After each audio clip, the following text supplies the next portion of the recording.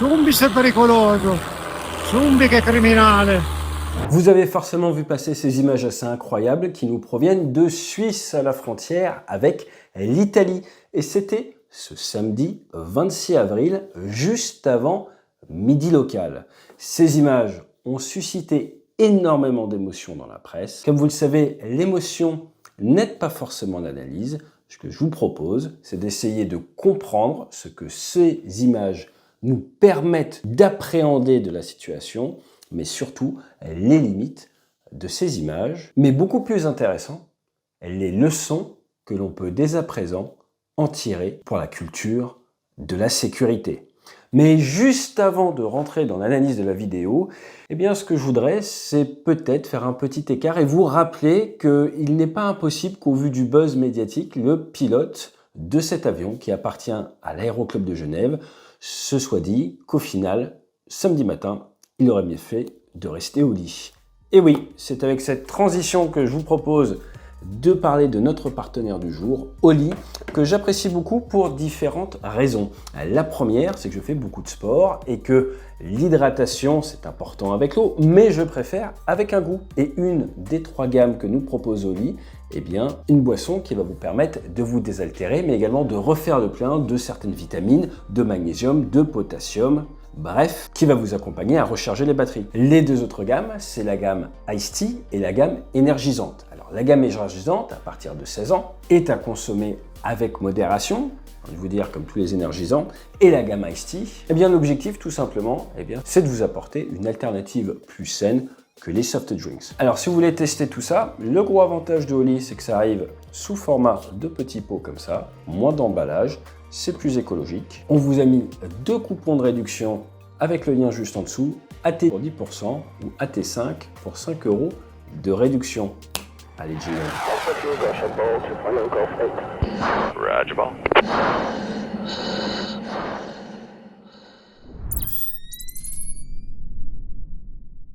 Le PA-18 est l'avion qui a été construit pendant le plus longtemps de l'histoire de l'aviation. Il faut savoir que le Super Cub, son histoire commence dans les années 30 et que le dernier sorti d'usine, 1994. Vous avez la version civile, le J3, la version militaire, le L4. Au final, plus de 20 000 exemplaires construits. Et c'est un avion extrêmement sensible et qui est un vrai plaisir à piloter. Alors c'est un petit avion, là, sur modèle à 150 chevaux, vous avez 2 fois 68 litres d'essence. Il va décrocher à 64 km/h au niveau de la mer en atmosphère standard, faire sa croisière aux alentours des 185, et plus vous allez monter en altitude, plus ses performances de son moteur, de sa portance, vont se dégrader. Plus vous montez en altitude, moins l'air est dense, moins il y a de particules d'air, et en plus, au niveau de votre moteur, ça va moins bien se passer pour des moteurs comme ça. Alors pourquoi c'est important? C'est important parce que le vol en haute montagne, qu'on appelle le vol montagne, est un vol qui nécessite généralement des qualifications spéciales, une culture théorique, des compétences pratiques qui soient propres à ce type d'aviation. De plus, le cadre réglementaire est spécifique fonction des pays. Par exemple, en Suisse, au-dessus de 1100 mètres, vous n'allez pas vous poser n'importe où, il y a des zones réglementées. Et les images que l'on a vues nous viennent du Mont Rose. C'est du côté du plus haut sommet de la Suisse, avec la pointe du Fort à 4634 mètres. C'est le 4e sommet des Alpes, mais surtout, accrochez-vous bien, pourquoi est-ce qu'il y avait autant de monde samedi 26 avril? Parce qu'il y avait le trophée Meselama. Et là, c'est un grand trophée, une grande course historique qui est tout simplement, pour le ski d'alpinisme, eh bien, la plus haute course d'Europe. Il y avait 700 participants samedi et ils ont enregistré 2100 spectateurs dans les remontées mécaniques. Alors ne cherchez pas pourquoi il y a autant de personnes, parce que c'est la grande course qui a lieu tous les 2 ans et qui a repris en 97. Elle est en hommage à un alpiniste disparu dans une avalanche. Et allez essayer de se poser au milieu de cette course et de ces spectateurs en milieu de journée. On est d'accord pour dire que ce n'était pas une situation d'avenir. Alors, un tout petit peu de bon sens. Quand on regarde ces images, on voit qu'il y a de la pente, on a conscience que notre avion, notre PA-18, n'est pas dans le coin de domaine de vol qu'il préfère. Et normalement, juste avant d'aller se présenter, le bon usage veut que vous fassiez un minimum de reconnaissance. Vous assurez que l'endroit que vous avez décidé pour votre posée soit safe, soit sécuritaire. À partir de là, Et on peut retrouver également ce genre de problématique sur certains terrains, notamment en Guadeloupe, on est allé tester ce genre de terrain. Vous avez des terrains où il n'y a pas de remise des gaz possible sur toute une partie finale de l'approche. Donc vous êtes en train d'arriver, et une fois que vous avez décidé de passer le point de non-retour, vous devez y aller. Vous ne pouvez plus faire demi-tour, ou vos performances face au relief ne vous permettent pas de vous extraire de la situation. N'oubliez jamais qu'en aviation, la montagne monte toujours plus vite que votre avion. C'est vrai également en rafale. Donc tout ça, normalement, c'est de la préparation. Vous allez vous assurer qu'il n'y ait pas la grande course ce jour-là. Vous allez reconnaître, voir la densité de personnes et ensuite, vous allez y aller. Maintenant, je ne suis pas un grand spécialiste du ski, mais vous connaissez la poudreuse. Quand vous arrivez avec un avion qui a des systèmes pour aller se poser sur la neige, vous vous doutez bien que si vous gardez une certaine vitesse, vous allez pouvoir glisser sur cette neige sans vous enfoncer. Au moment où vous passez sous une certaine vélocité, vous allez vous enfoncer dans la poudreuse et ça va vous poser un souci. Donc vous avez cette vocation à essayer de glisser, c'est un sport de glisse, sur la neige. Donc ce que l'on voit sur les images, c'est qu'il y a déjà des traces. On ne sait pas si les traces datent du matin, de la veille. Toujours est-il, notre PA-18 vient se poser au niveau de ces traces. C'est donc un endroit qui a déjà été pratiqué, soit par lui, soit par un autre avion, dans un laps de temps assez court, avant de poser que l'on voit. Ensuite, il a ce choix qui est de s'arrêter et de s'enfoncer, ce qui ne va pas être sans contrainte derrière pour repartir, ou alors de rapidement, pendant qu'il a de l'énergie, faire demi-tour, redescendre dans la pente pour redécoller. Vous remarquerez qu'il n'y a aucune volonté de s'arrêter sur le glacier de la part du pilote. Donc il y a juste une volonté probablement d'entraînement. Donc maintenant qu'on a vu un petit peu cette partie technique, tout petite aparté pour les alpinistes, comme vous le savez, les alpinistes peuvent être encordés les uns aux autres. Et heureusement, ce jour-là, ce n'était pas le cas, car passer entre les alpinistes s'il y a une corde, ça peut faire mal.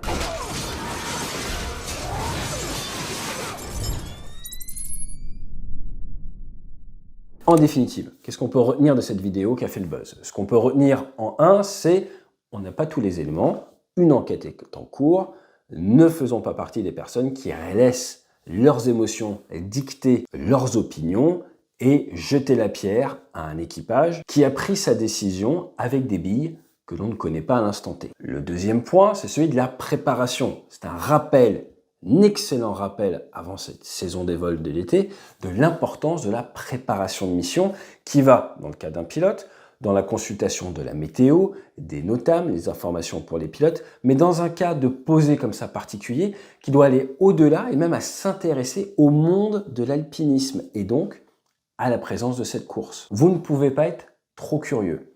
Ensuite, il y a la préparation avant de se poser et là, une prise de décision qui est d'interrompre son plan d'action, se dire il y a trop de personnes, je ne vais pas me poser, j'avais prévu d'aller me poser mais je n'irai pas car j'estime qu'il y a trop de densité de population, versus après derrière, j'interromps mon approche car j'estime qu'elle ne peut pas être poursuivie de manière sûre. On en revient toujours à la même problématique, comment est-ce que vous construisez votre prise de décision? Et spoiler alerte, on en parle beaucoup dans Crash, ces accidents qui vous sauvent la vie. D'ailleurs, ça y est, il est sorti, on en a envoyé plusieurs centaines hier, on n'a pas arrêté.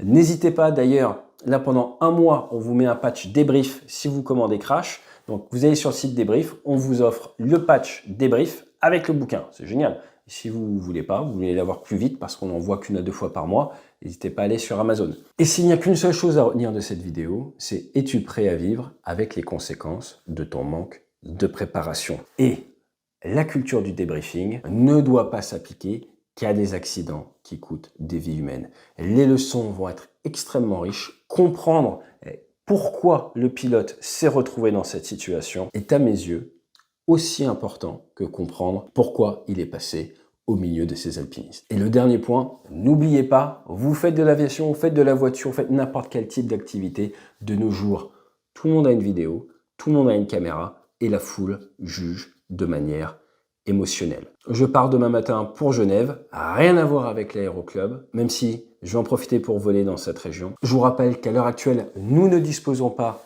de toutes les informations. Une pensée pour l'aéroclub de Genève qui se serait bien passé de cette exposition médiatique et également une pensée pour le pilote qui a pris certaines décisions en quelques secondes seulement et qui va désormais passer des heures, voire des nuits, à les analyser.